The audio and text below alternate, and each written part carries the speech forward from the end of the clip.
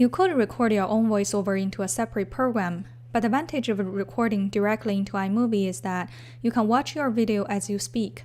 In this movie, I will show you how to do it.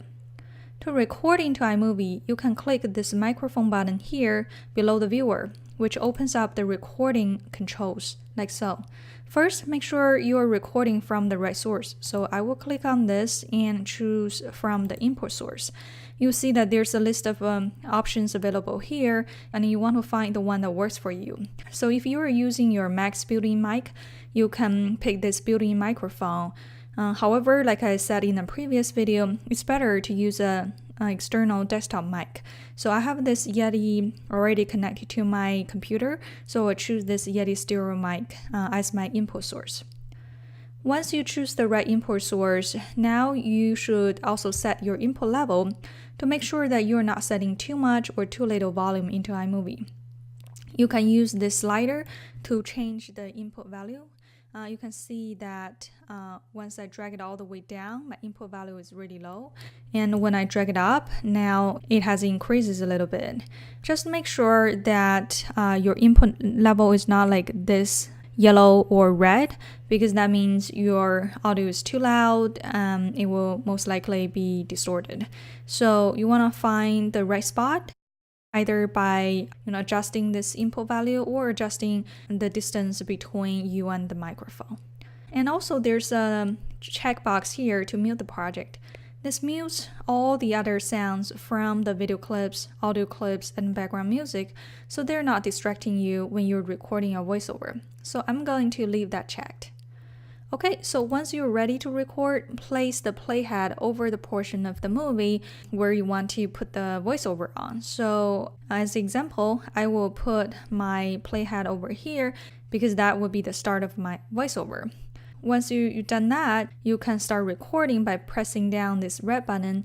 iMovie will give you a 3-second countdown, and then you can start speaking.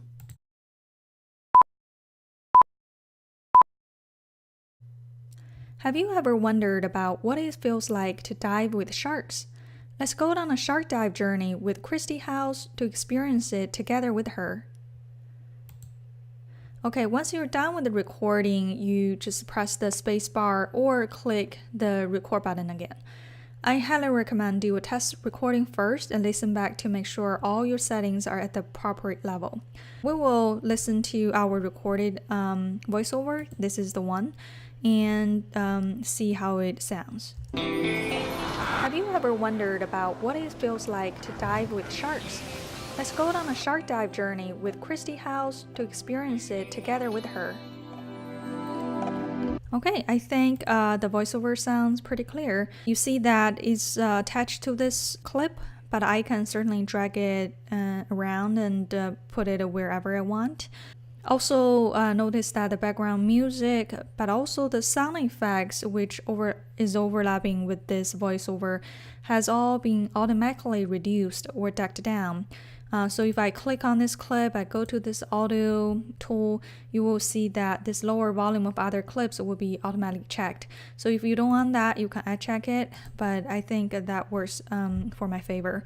Another thing, I noticed that my volume is a little bit low here, so I will actually drag it up a little bit. You can do all the same adjustment to your voiceovers as the ones that you imported elsewhere.